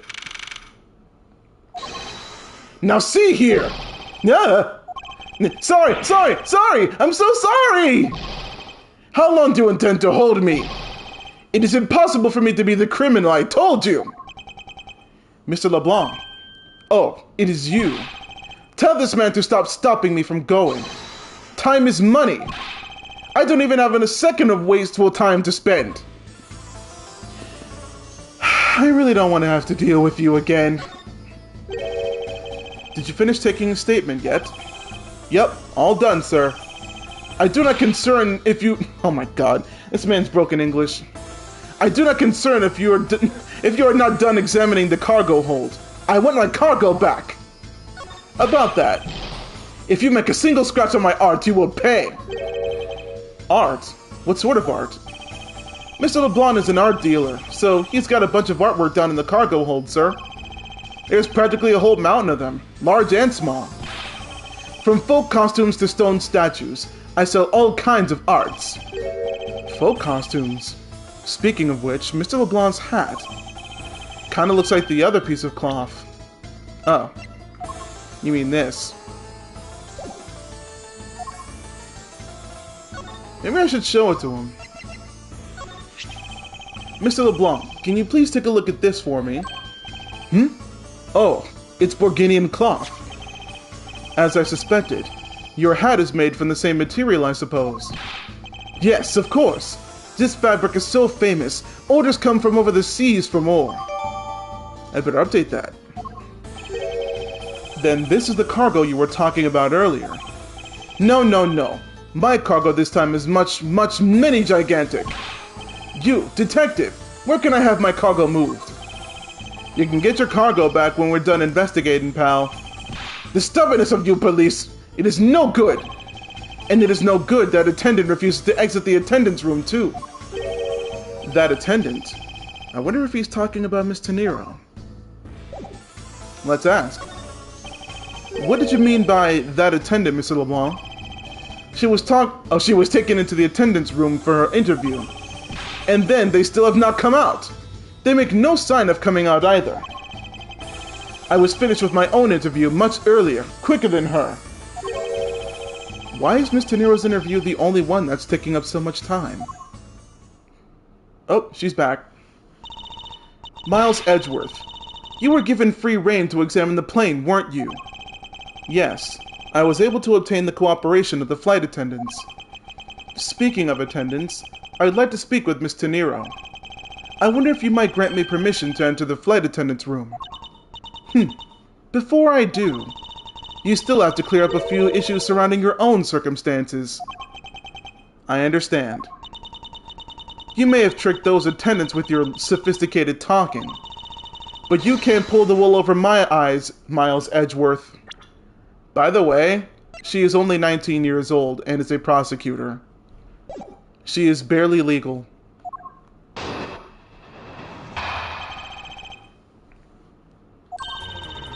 Let's not complicate things and go with the most obvious conclusion. The scene of the crime was here, in the very lounge the body was discovered. From the time the victim was seen calling for an attendant until his body was found. The only person in this lounge the entire time was you, Miles Edgeworth. This unmistakably makes you the likeliest suspect. The likeliest suspect, Franziska. Do you have a problem with that? Many. No, but it's not like you to use such vague wording. You're usually a bit more absolute. I'm simply trying to watch out for you by getting me arrested. Or is my kindness too hard for you to comprehend? Thank you, but your leniency is unnecessary, for I will prove my innocence soon enough. If I want to continue my investigation, I'll have to break her line of logic fast. Let's see. The scene of the crime was here in the very lounge. Well, I mean...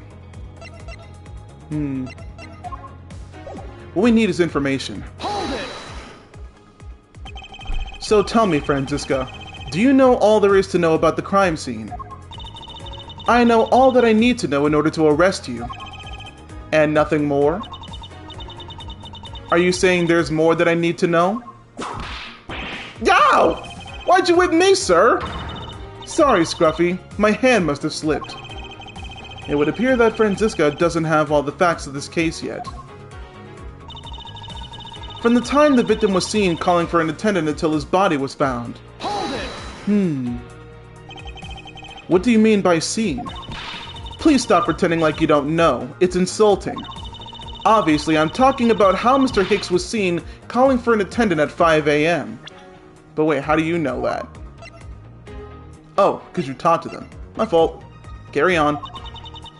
And then, from the time after that call until the body was found, the only person in this lounge the entire time was you, Miles Edgeworth. Hold it! While it's true that I was in the lounge the whole time. Oh. That fact alone does not make me the criminal. Objection! Okay. We'll see about that at the time of this at the conclusion of this investigation. However, there is one thing that even you must admit at this time.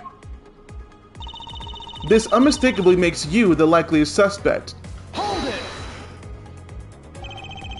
Under the circumstances, I suppose I can agree that I am the most likely suspect. But I believe in you, sir. I don't think you did it. Miss Von Karma's gotta believe that too, right? I mean, to her siblings! Quiet, Scruffy. Even if we were related by blood, that's no guarantee that he's not a criminal. By the way, they're not. Franziska, I demand to see some proof that you are not guilty, not the guilty party. The likeliest suspect, huh? What a roundabout euphemism.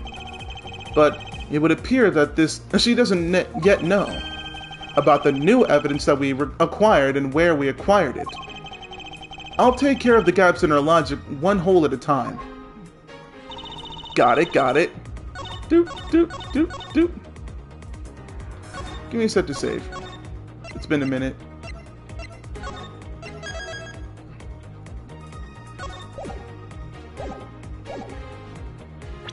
Let's take a good look at our evidence so far. What is the new evidence we acquired?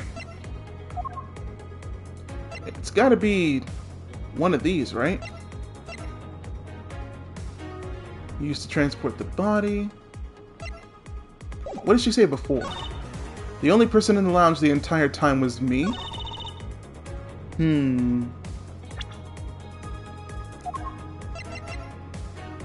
Ah. Objection! Franziska, I believe your testimony just now conflicts with this piece of evidence. And I believe that when you say the phrase, I believe, you're anything but certain. Which means that showing me that piece of evidence is just a waste of time. Yeah! There's no need to whip the evidence as well. No! Why'd you whip me too, sir? One more victim besides myself and the evidence to add to the pile. Okay, so I wasn't right about that. No, hang on. What other evidence did we... Oh! Maybe it was this. Objection! Nope. Same thing. Sorry. You too, Gumshoe. Okay, let's back up a bit. Did I press on this one? Don't you think you're being a bit rash by simply declaring me the culprit? I like my affairs to be simple and perfect. I'll show you the meaning of both when I finish this whole thing within 3 minutes. Hey, you say that like you're cooking a pack of instant noodles! I won't allow even 3 seconds of useless testimony to be uttered in my presence. I see she hasn't changed a bit. But I won't allow her to send me to prison so easily. Oh! Hold it! Hold on. Does she have all the facts? Yow! It would appear that Franziska doesn't have all the facts of this case yet.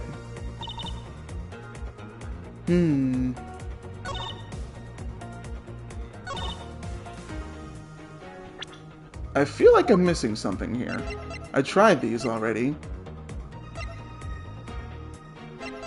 Wait, back up. The scene of the crime was here. Oh! But then... Hold on.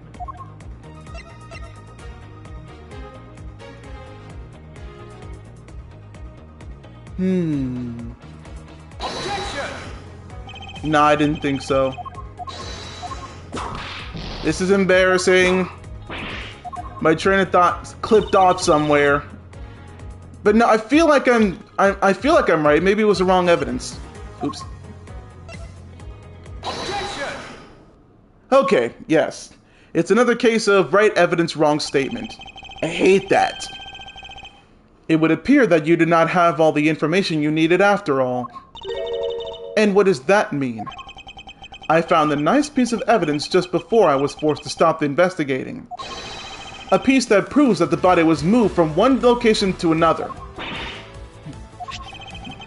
The killer used a suitcase to move the victim's body, meaning that the real scene of the crime is not this lounge at all. Objection! Now who's the one rashly jumping to conclusions? Excuse me? All you did was find this piece of cloth inside the suitcase. That doesn't prove that the body was moved. It could be that the killer simply chose that suitcase as a good place to hide the cloth. I expected you would come to that conclusion. It would seem I can't escape that easily. You should know better than that. Avant Karma is perfect in every way. Ah, but did you know that the killer definitely wheeled the suitcase around at some point? Objection! As if there's proof of that. Where's the proof that the suitcase was moved around? Well, the proof is in the grape juice, as you said. Take that! The spilled grape juice in front of the elevator? Yes, and I'd like to draw your attention to this area here. Where's the evidence that proves the killer dragged the suitcase through here? Right here. Take that! This mark here. Wouldn't you say that it looks suspiciously like tracks from two wheels? I suppose. Further, there is also grape juice residue on the wheels of the suitcase. This means that the suitcase containing the victim's body definitely passed through here. I suppose this means that the killer did move the victim's body from somewhere else. I'm glad you've come to your senses. Objection! Not so fast. This still doesn't put you in the clear. Not by a long shot. What more do you have for me? You prepared yourself and acquired the piggy bank before the plane hit that turbulence. And then, you waited for the victim in the lounge where you beat him to death. Then, while you were in the elevator with the victim's body stuffed in the suitcase, the plane hit that patch of turbulence and out flew a body from the suitcase. With no way out, you hastily put the suitcase back where you had taken it from, and pretended to be the discoverer of the body.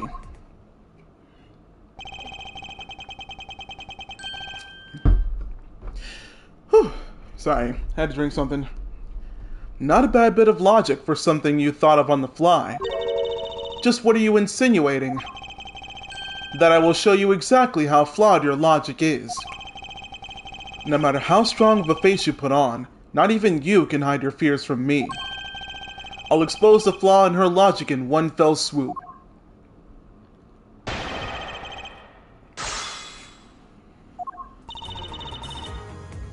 Prepared yourself and acquired the piggy bank before the plane hit the turbulence.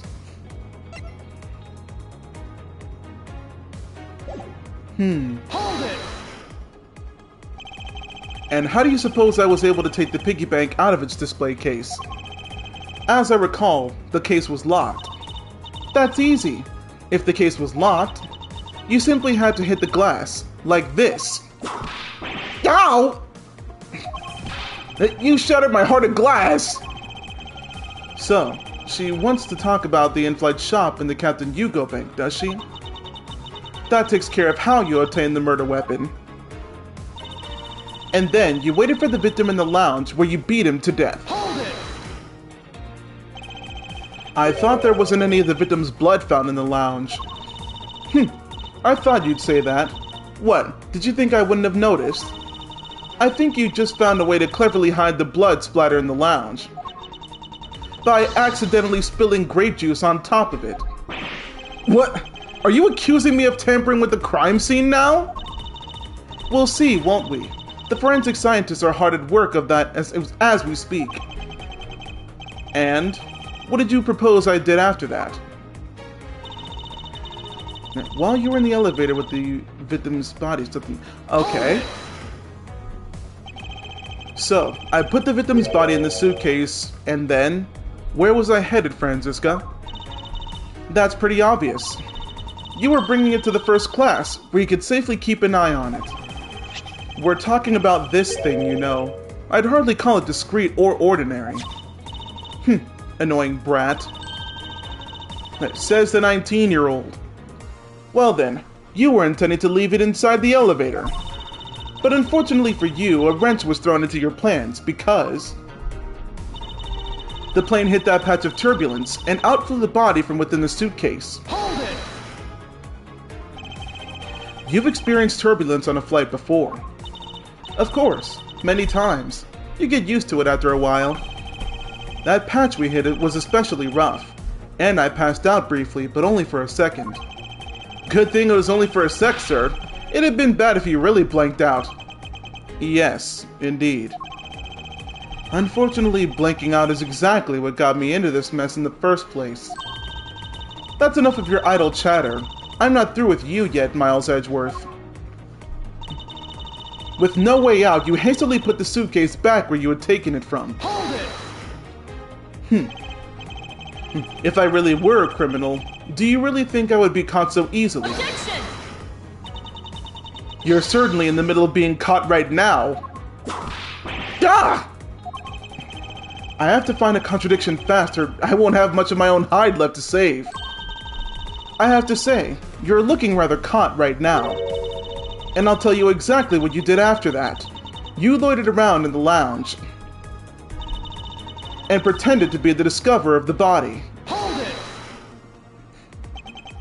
I didn't pretend to be anything. I really was the first to discover the victim's body. I suppose that's true. So then you're yielding to my statements? Don't be foolish. I still insist that you're the killer, but in that sense, you really were the first to discover the body to be dead. No matter what I say, she seems dead set on making me out to be the killer. Her logic is reasonably sound, and the large majority of it reflects the truth. But there is one point about it that's not quite right.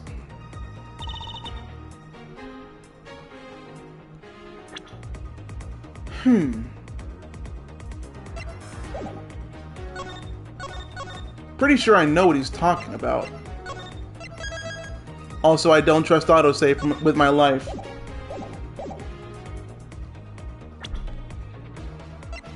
Says this was taken out of its display case in the flight shop after the turbulence. Objection! Thought so. The fact that you took this piece of evidence into account in your testimony is to be commended. Your legal prowess is certainly something to be feared. Evidence and logic, essential tools that those who would stand in a courtroom must learn to master. But what if there was a fake piece of evidence thrown into the mix? A fake? This Captain Hugo piggy bank is just such a fake. It's not the real murder weapon. What? The timing of when the bank was taken from the shop is important. And it was taken after the turbulence had occurred. But then, what about the blood on the bank? What do you make of that? I assume it was added after the murder when the killer fabricated this weapon. Looking at it this way, the killer basically did 3 things after the turbulence. After exiting the elevator,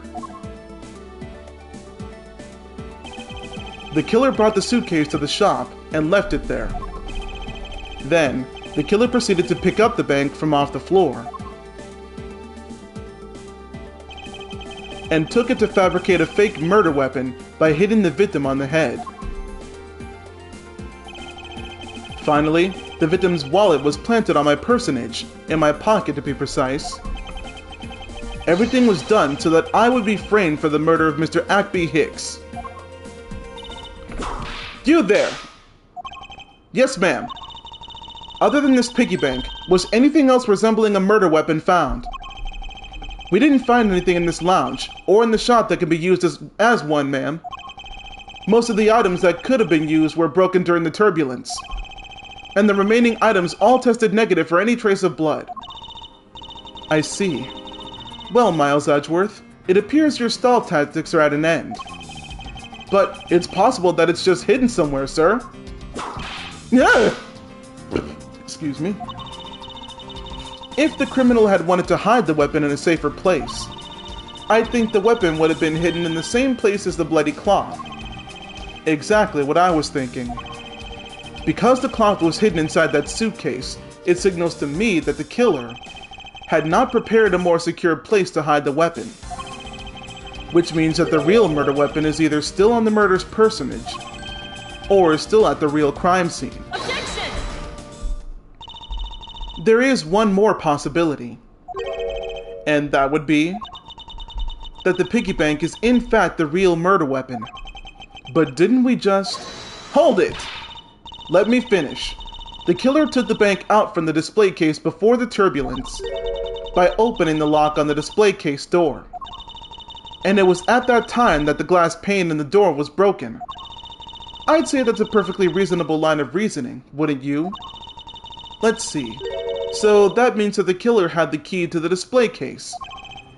Franziska, the person you're talking about. Not so fast. I'm not finished. The person I'm talking about also committed another sin. She tricked the captain and granted you permission to conduct your investigation. Yes, it is the sin of lying. Speaking of which, I recall that you also wish to speak with her. Yes. Very well, permission granted, but only if I can sit in on your interrogation. Do we understand each other?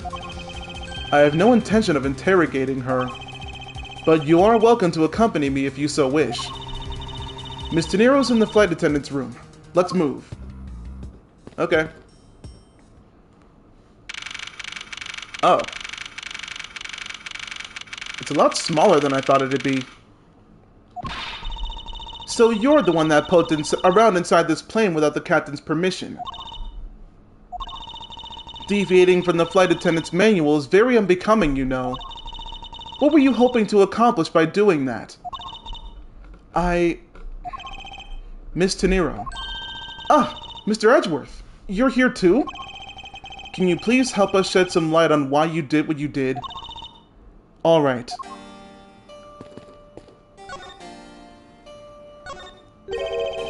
Why did you lie about receiving the captain's permission like that? Because I didn't think I would be able to get his permission. What do you mean? The captain. He only has ears for Cammy. I spoke with the captain a little earlier myself. He definitely seems to be taken with Miss Meal. Yes, and on top of that, I had mistakenly accused Mr. Edgeworth of being the killer. I wanted to make amends. In that case, please allow me to thank you for what you did. Thanks to you, I was able to clear myself of all charges. Really? You were able to prove your innocence? Oh, thank goodness. Miss De Niro, is it? There is one more thing I'd like to ask you. You were in the in-flight shop just before the turbulence, weren't you? Please answer honestly. Yes, I was. And why were you there? Well, Why the sudden hesitation? Franziska seems to have struck a nerve. All I did was go check up on the shop like I always do. You're saying it was for work then? Yes, I'm in charge of the shop, so I have to keep an eye on it. I don't have any reason to go there otherwise. After your visit to the shop, you paid a visit to this room, correct? Yes, I came back to freshen up and adjust my makeup. I'm sorry, but there isn't much else to tell. Miss De Niro claims to have no other reason than duty to go to the shop. But is that all there is to it? Maybe I should ask her more about that thing. That thing? Ah, this thing. If you could please take a look at this for me, Miss De Niro. Oh, that suitcase! Yes, about this suitcase. You're the one who designed it, correct? And I think I figured something else out about it. This suitcase is the reason you went to the shop, isn't it? There's nothing you won't find out eventually, is there? Won't you please tell me more about this suitcase? Yes, well, I was interested in seeing how the suitcases I designed were selling. I know that as a service professional, I'm not supposed to care. But I really wanted to know. And I was glad to see that it was the last one there. The last one there. So you're saying, Mr. Nero, that the suitcase in question was the last one? Yes. They're just so popular, they're practically flying off the shelves. That's not exactly the impression I got. The one in the shop is most definitely the last one. Well, we're currently looking at that suitcase. Really? Then I guess we sold all of them. Thank you very much for taking the last one. What? I didn't say anything about buying it. Then say you'll buy it. I'm sorry, I can't. But why? I think it'd go great with your complexion, Mr. Edgeworth. It really suits you. I guarantee it personally as a service professional. Well, how should I put this? It's hideous. What? Huh. Maybe that was a bit too direct. Moving on, my issue with the suitcase isn't the design, it's the number of them remaining. Remaining? There were 2 suitcases in the in-flight shop when I investigated it. Excuse me. 2? But that's impossible. I'm sure there was only 1. Looks like your story has generated quite the contradiction. When I left the shop, I'm positive there was only 1 suitcase left. Something is amiss here. What could be the meaning of this inconsistency? By the way, Miss Tenero, what is one of the suitcases doing here? That's... I thought you said there was only 1 left. That one is, it's mine. I've used it for a very long time now. She used it for a very long time. I think not. Mr. Nero, I'd appreciate it if you wouldn't lie to me. Excuse me? I don't believe for even a second that you've used this for a very long time. What proves that this hasn't been used for nearly as long as Mr. Nero says? No reason, just the tag. Take that! Tell me, Mr. Nero, is it also your habit to keep the price tag pristine on your suitcase? What is the meaning of this? Why would you lie about a suitcase? Despite having faith in her design sense, the sales numbers made her cry bitter tears. The truth is becoming increasingly clear to me. Mr. Nero, I think I understand. I know what you're trying to hide. Now then, this suitcase was originally in, well, the in-flight shop. Seeing as how the price tag is still on the suitcase, one can only assume that it was on the floor for sale in the shop. And the person who bought this suitcase was... you. Take that! It was you, wasn't it, Mr. Nero? I hate to say this, but this suitcase that you designed, it hasn't sold very well, has it? You saw how poorly this design that you poured your heart and soul into was selling, and were deeply hurt. That's why you wanted to make it look like it was selling by buying it yourself. Isn't that right? Then, the reason you went to the shop and came back here was... I'm sorry! All I really have is my job.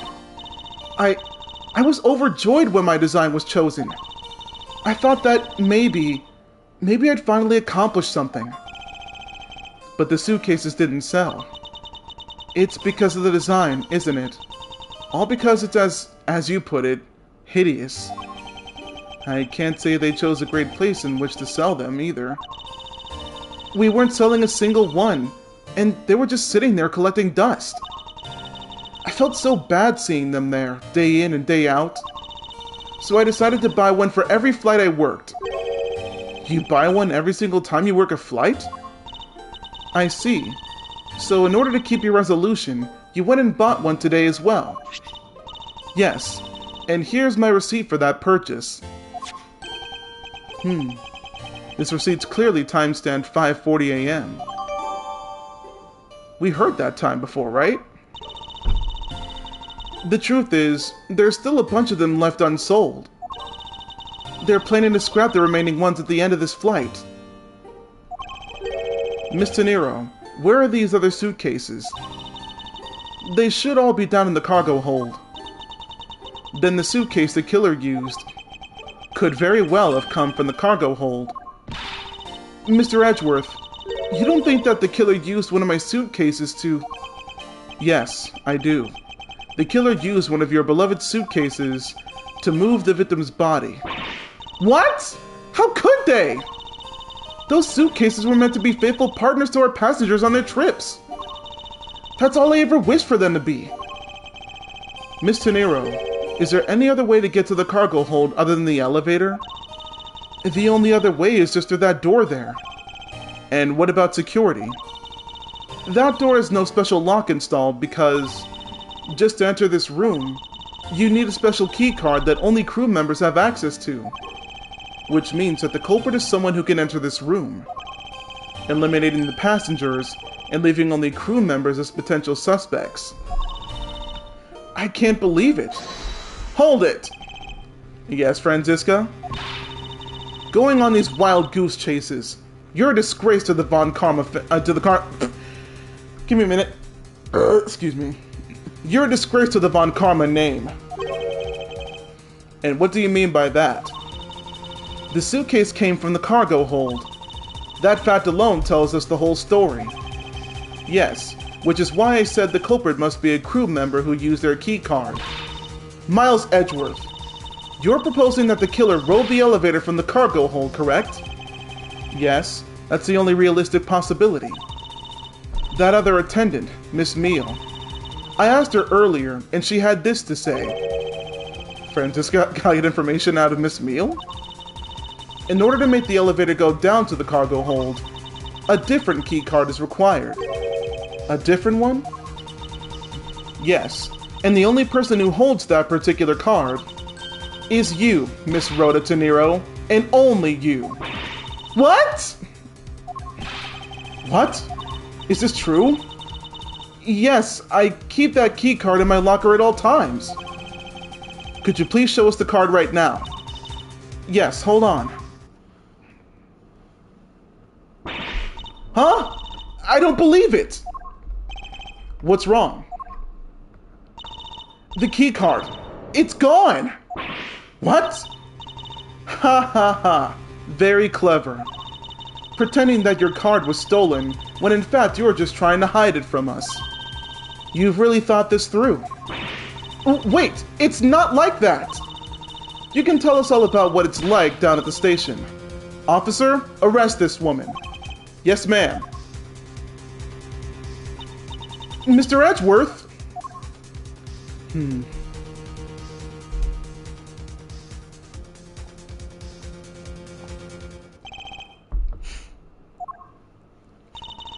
What's wrong? There's disbelief written all over your face. Franziska, I know that you're the lead investigator on this case. However, hold it. Don't even think about wasting any more of my time. You know the rule as well as I do. Evidence speaks louder than words. Even if this isn't a courtroom, that basic tenet still applies. I intend to investigate the cargo hold now. What will you do, Miles Edgeworth? I intend to do likewise.